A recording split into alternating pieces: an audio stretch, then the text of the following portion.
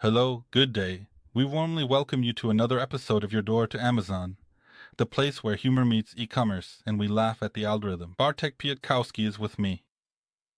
And with me is Mateusz Kupiec. We warmly welcome you. As you can see, we have a new setting again. Because as you probably had the chance to hear, this happens every 2 months.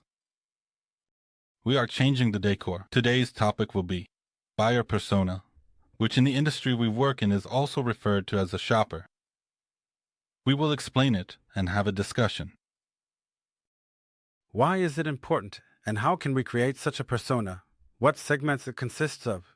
Why it is used? What it can be utilized for? How it will streamline your processes? And how it can help you determine if your potential product has a chance to succeed in the market. So in short, why, how, and how. And why a little bit too, we invite you. Where humor meets business, Mateusz Kupiec and Bartek Piątkowski. They warmly invite you to the podcast Your Door to Amazon. All right. Hi, Bartek. Well, I greet you again.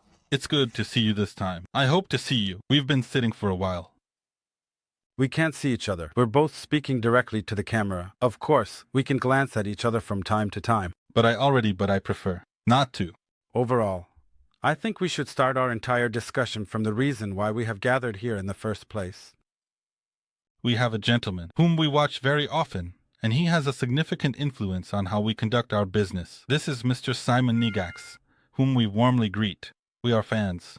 Mr. Simon, if you ever feel like visiting us, we would be more than happy to have a coffee, chat, and we would also like to invite you to be a guest on our podcast. We have a lot of questions we beg. We ask. The truth is that we are using the training from Mr. Negax at Sellwise. This is not any kind of collaboration.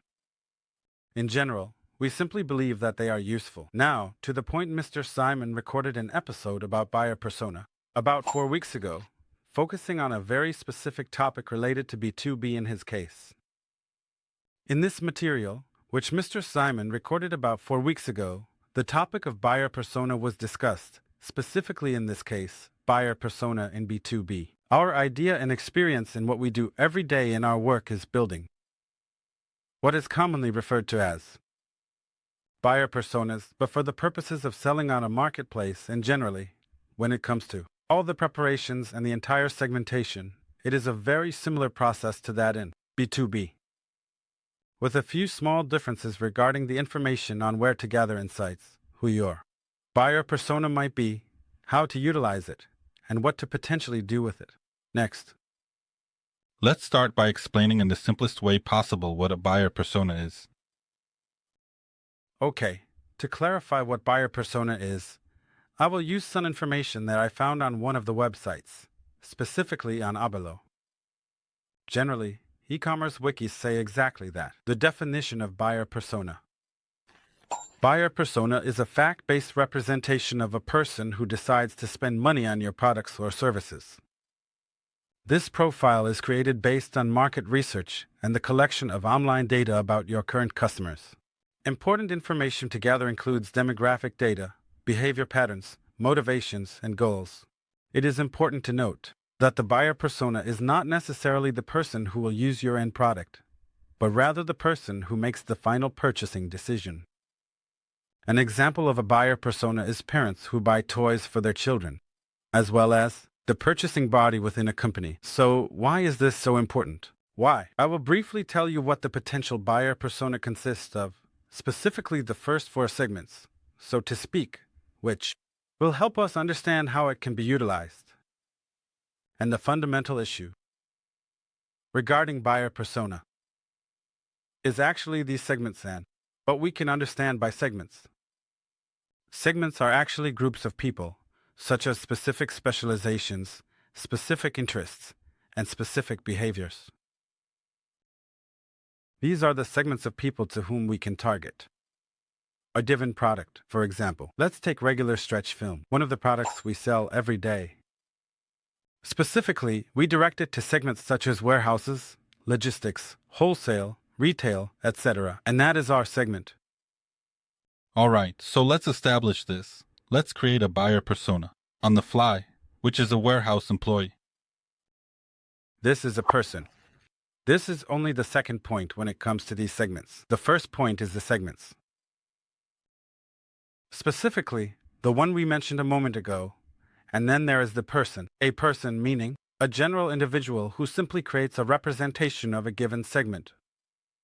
So this could be a warehouse worker or a specific business owner who will simply be purchasing these products from us. Therefore, this is quite an important issue. We should establish here that a separate segment, a separate issue related to building this buyer persona, is the segment itself, and a separate issue is the individual. So now, what is the next step when it comes to building this buyer persona? Next, we need to understand what problems and challenges this person from the segment is potentially facing. Only after we define what their challenge or problem is can we address that issue or challenge. With the final point, which is the value proposition. This value proposition is a very important matter. In the context of building a product, creating awareness, and developing the description and images of your product. If each of these things is well established, it allows us to better prepare the product for sale. At this point, we park the topic of our potential client, who was very interested in selling creams. My favorite statement from every one of our clients comes up. Dear sir, I have such a premium product. What is a plague in today's times must also be acknowledged.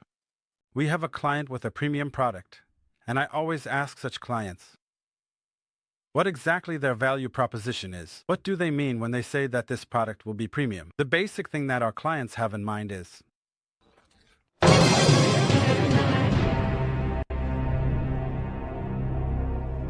beautiful packaging, that its quality is very high, that it is recommended and used by professionals or influencers.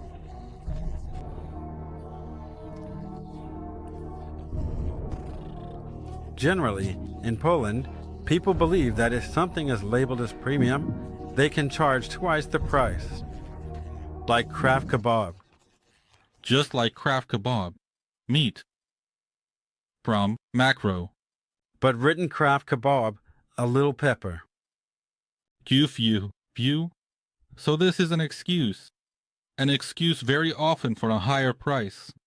Exactly. Then, a situation arises where I already have a yellow light.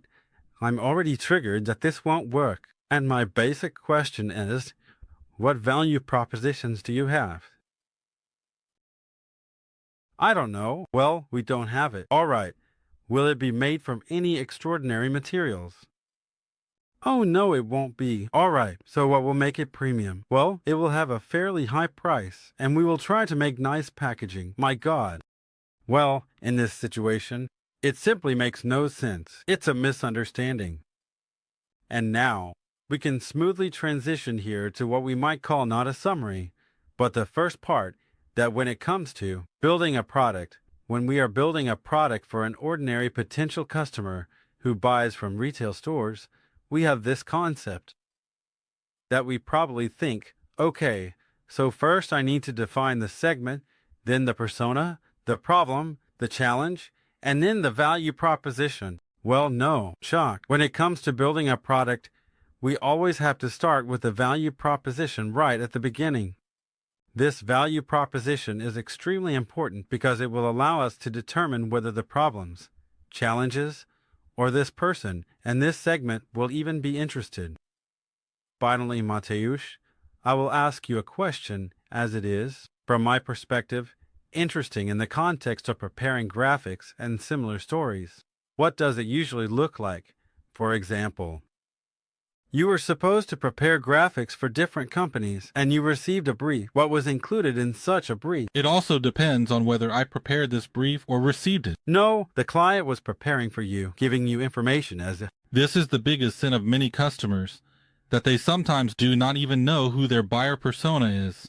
So this was completely lacking. There was usually information about the product, but very. Dry facts disc 1000. Dry facts, 1,000 disks. It's unclear whether that's 1,000 rotations or a capacity of 1,000 gigabytes. Dry facts, what is the value for the customer? Exactly, however. Based on that information, and using the tools we have in the company, I created a persona for myself, and only then did I proceed based on that. I created graphic content that will resonate with this client. A great example was when we were creating a product that was aimed at children or the parents of children, because it is usually the parents who make the purchases. One could afford for him to be a bit more childish. A great example was when we made balls, those bags to sit on, which, or in, bags. Exactly. We allowed ourselves to make the drawings and graphics look as if a child had drawn them. A texture of chalk and crayons was applied, and in this way, we stood out. It was appropriate for the product, and for the target group that might be interested in purchasing this product. And here I will also say one thing, that at the very beginning, as a company, we were not aware that there is such a thing as a buyer persona. A considerable amount of time has passed, and we managed to make a few mistakes before we got to this point. And I think our biggest, maybe not mistake, but experience that still has its place somewhere in our products on Amazon, was the attempt to create heroes for typical warehouse products, those that are generic for logistics, such as tapes, stretch films, and zip ties. The general idea was that, since it was also an experiment, we wanted to stand out from the competition. There were really many ways to do this. Prices most often. Here is an interesting thing for you. At that time, we also didn't know what a USP was, that we needed to have something unique. We came up with the idea that our uniqueness will be in the design.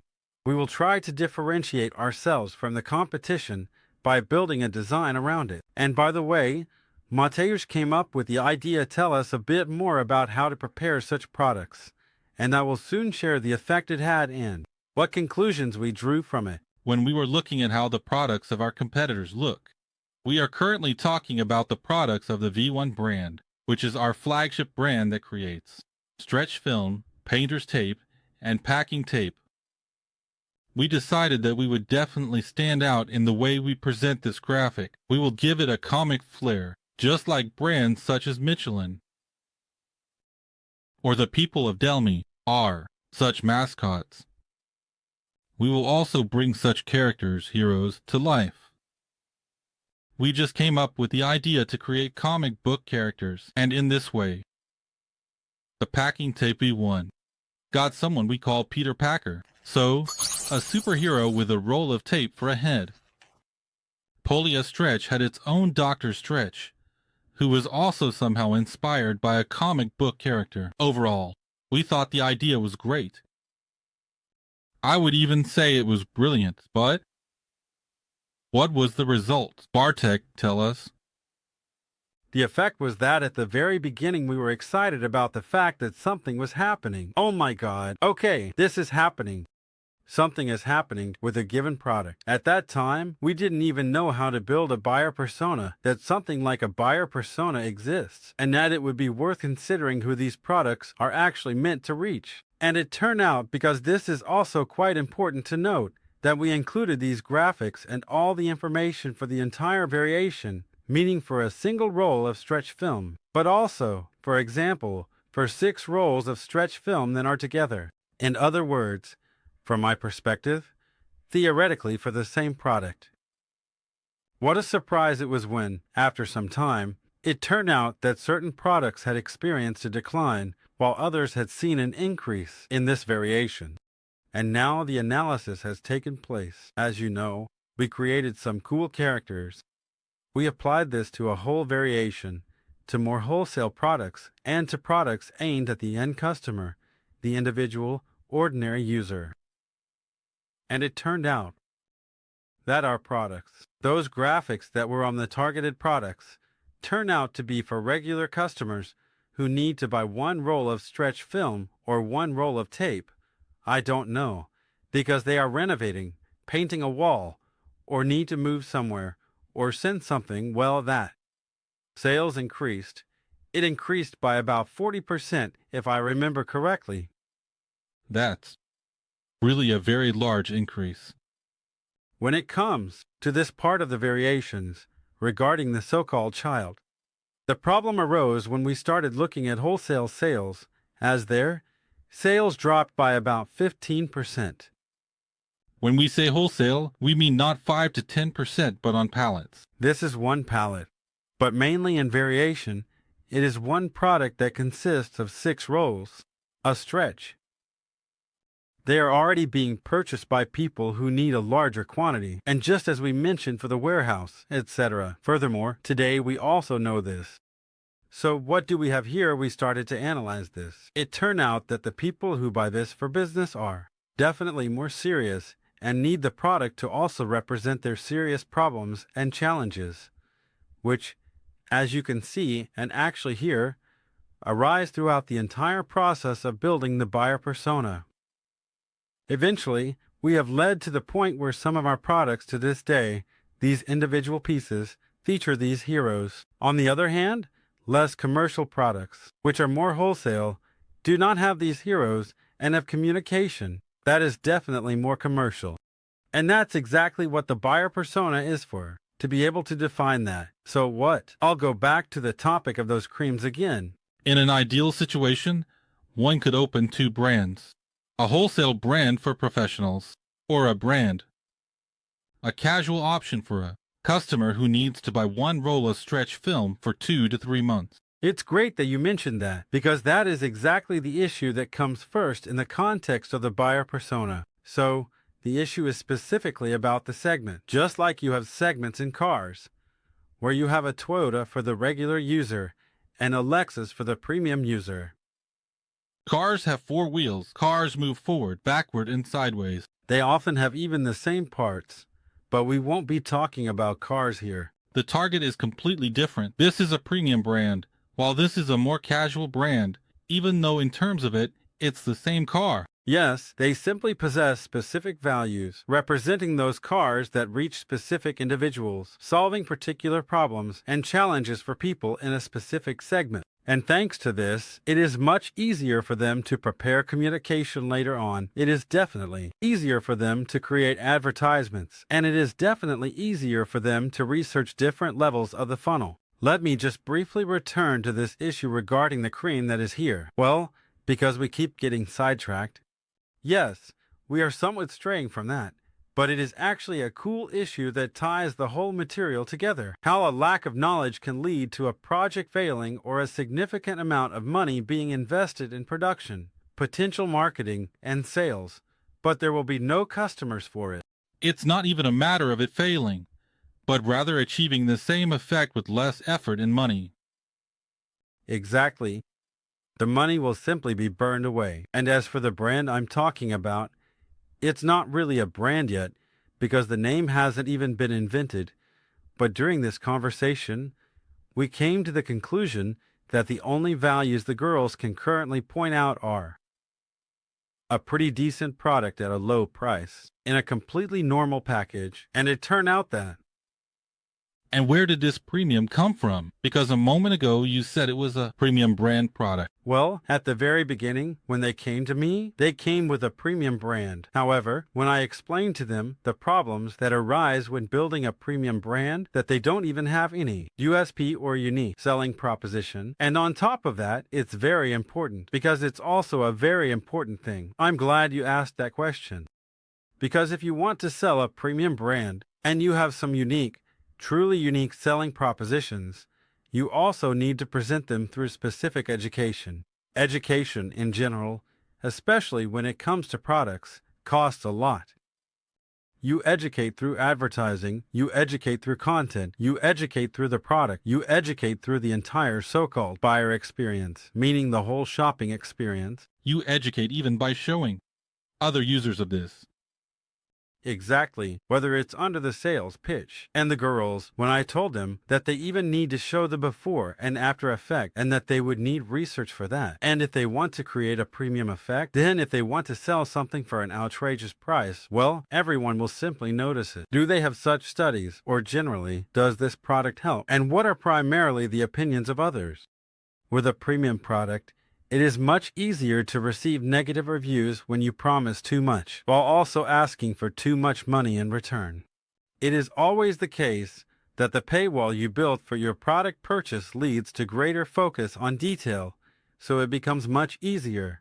And you expect more? From a product called premium, right? Definitely more. Especially if you see two creams for a given keyword or in a certain category. One costs 10 euros, the other 100 euros. And if you want to buy this for 100 euros, then for 100 euros you expect something extra. You expect, as the book says, an uplift. And also the issue is that especially if you are a new brand that has no visibility or social proof at all, you really need to stand out in some way to be noticed. Exactly. Unless you have an unlimited budget to actually showcase yourself from every angle, everywhere. That's why you always start building your buyer persona from the USP. If you don't have that, then from the value proposition that you can offer at all, because that's also what I told the girls. Well, listen, if your product doesn't have any USP, and there's nothing wrong with that. In that case, let's focus on something else. Let's go for something proven and offer it to people at a good price and good quality. You don't always need to have a unique selling proposition. Your product doesn't always have to stand out. There are plenty of new products, whether they are underwear or some generic items, and they generally find their buyers.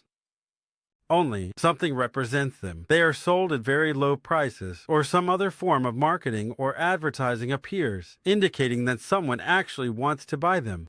But the place where it is sold will also have an impact, because you won't typically find premium products just anywhere.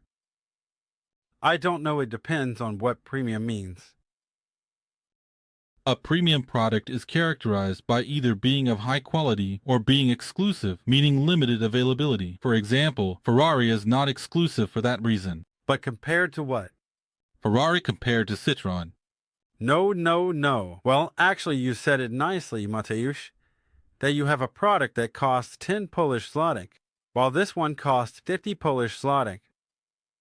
Does this product have the right to claim that it is premium, just based on that fact?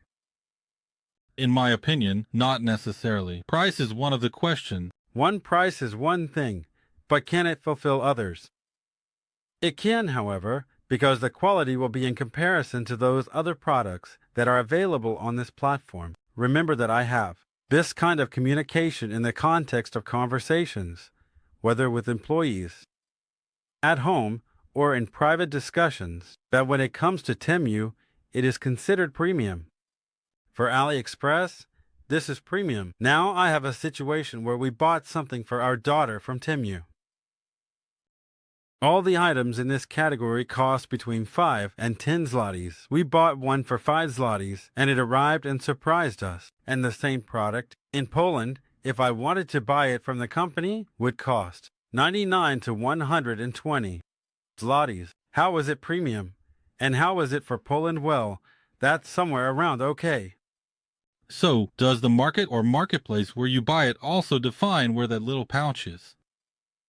In my opinion, yes, most definitely. Because if you can afford an Audi, or if you can afford it, if you can afford an Audi, or if you can afford it, well, if you can work for Fiat, all your friends can afford an Opel. So they have in the context of comparison that Opel is, in quotes, premium. Premium is such an undefined value that it exists in our minds. And again, companies have educated that I don't know GS. Some Karl Lagerfeld or other products or Rode, for example, are premium. But that's because, in the context of this comparison you are in, it is a premium product. If you already have more knowledge, I, for example, don't know much, but I don't know, we have some brands like Zegna and so on. Or Zegna, those shirts, are true premium, not GS. A GS t-shirt costs 150 zika, and that one costs 1,200 euros. Which one is more premium? This is exactly what I wanted to achieve. Besides the price, a premium product is characterized by high quality, exclusivity, a strong brand, and customer experiences. This strong brand is interesting to me because if you have a brand that is unknown in the customer's awareness, can you really say that it is premium? In my opinion, yes, because this is just one of the guidelines. And here's the thing. For me, A t-shirt for 100 PLN is already fine. I wouldn't look for anything more expensive, to be honest. That's the price point where I wouldn't look for anything higher. And for someone, a shirt for 1,000 zlotys might be, excuse my language, a rag, because they buy for 1,500 and that's in euros. Now the question is whose opinion will be more valuable to this potential customer, because I will not be a potential client for a shirt that costs 1,000. And in my group, the one I am in, will it be exclusivity or will it be a strong brand? Because the brand will not be strong at all, because in my information bubble, that brand does not exist at all, because I have never been interested. And that is a great question, because who is? The staff of these companies.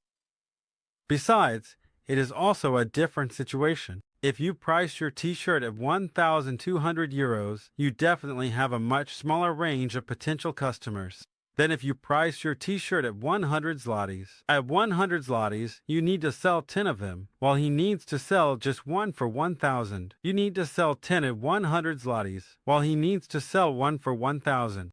Remember that selling 10 t-shirts does not mean it will require the same amount of work as selling one t-shirt. Here is marketing this much, and here is marketing that much. The difference in marketing is generally huge. It is enough for the same amount of work to just target someone else. Exactly. You can have the same amount of work, but in marketing, it can be completely different. They can also be entirely different tasks. With a t-shirt costing, say, 100 zlotys, perhaps just online advertising is enough. However, for a t-shirt priced at 1,200 euros, I already need influencers. It would be good if a well-known person, someone who... In case of building from scratch. Building from scratch. In the case where you already have a strong brand, it's a bit different. But we generally focus on building from scratch. We have in our portfolio, and we have our experiences with brands that came to us with a specific brand value. However, this is most often directed to such companies, but we also receive buyer personas from the producer. We already know who it is aimed at. Today, we are discussing in this material specifically about products, customers, and producers who lack this knowledge, and we are trying to explain it to our potential listeners. Why can this buyer persona be important for them? And this is very interesting in the context of what you were saying, that large companies already have this, while small companies do not, which is why they often remain small.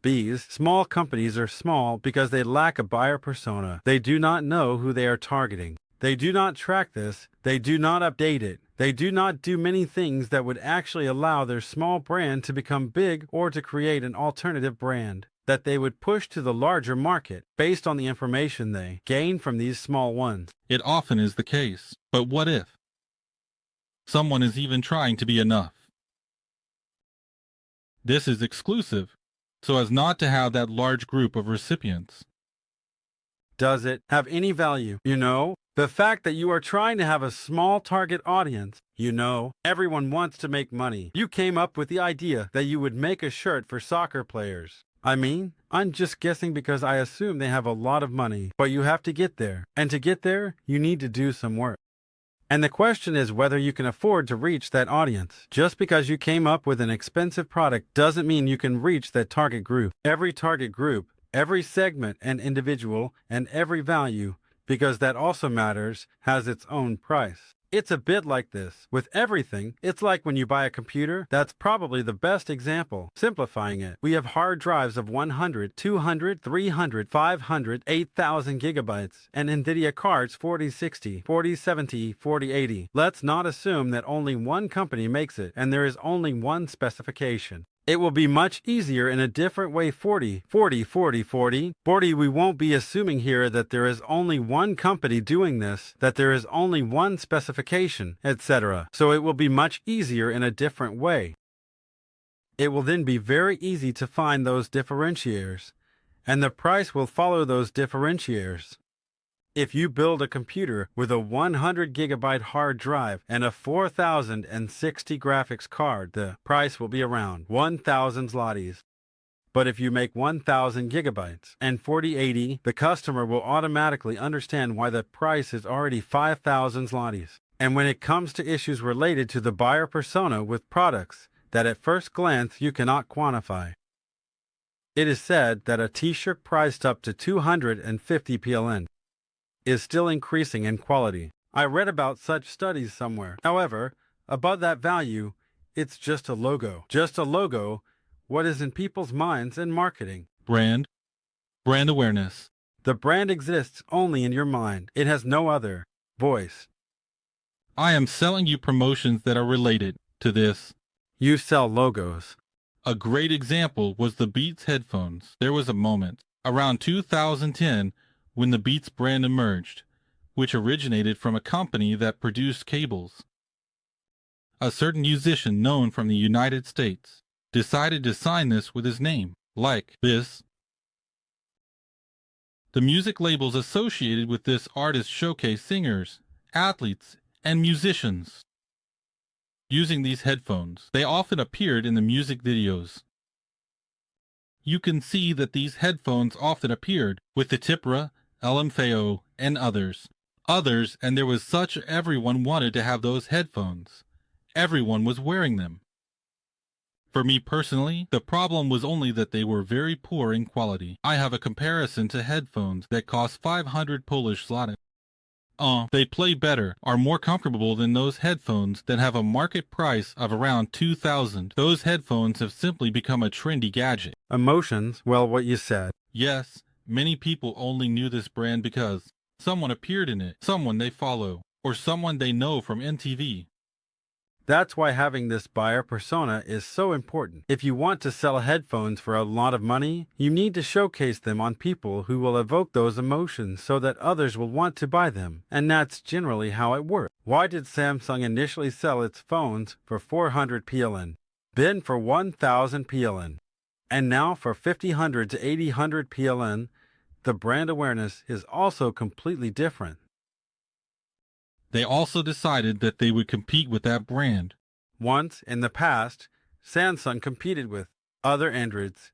Today, it competes. With the iPhone, we talked a little bit about this buyer persona.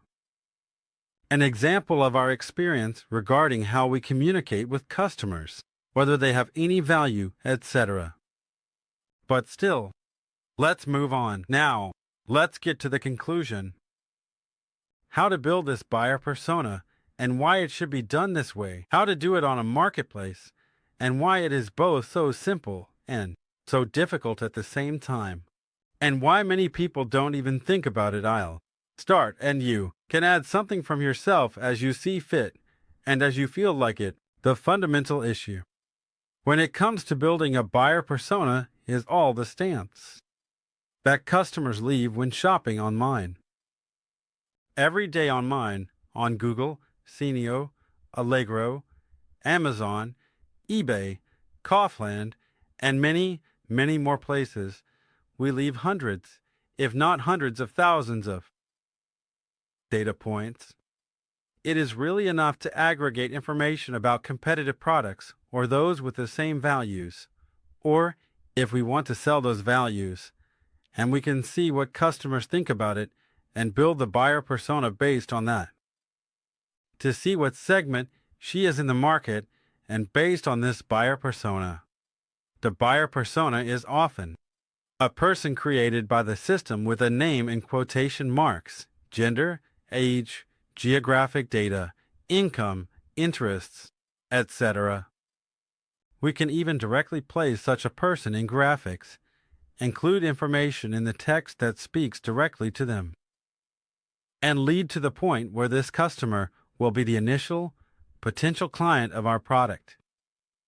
And why is this also so important, especially in the context that the more expensive the product, the higher the expectations? If we decide on our buyer persona specifically for a product that is, let's call it, more expensive, better, and has certain values, if we target this product too broadly, if we, let's say, direct this product too widely, we may then expose ourselves to negative reviews. If we target our product too broadly, we may expose ourselves to negative reviews. What for? Because the customer received something they didn't need, exactly, and they paid more, for example. Exactly, he paid more. In reality, he didn't need it. I'll even say more. He didn't even want it, right? Like, he expected something completely different. He wasn't educated enough. He bought it with emotions, right? So, for example, like back in the day, I don't know if you remember, there was a brand of phones called BlackBerry. Yes, which was strictly business-oriented. It was like targeting the phone specifically to all the people who use mobile phones. Exactly. And business people will be super happy because they could write emails. You know, we would have to go back a few years because right now, things look a bit different. However, at that time, that keyboard allowed them to write emails and check things. They even had their own system for usage. It lasted long time on battery. Yes, but let's say in 2010, that's when iPhones were just starting to become popular, and back then, Nokia music phones were still popular. There were models like the N-Gage 5050 and similar music phones. For example, a teenager or a person in their 20s would likely be more satisfied with a Nokia that was also much lower in rank.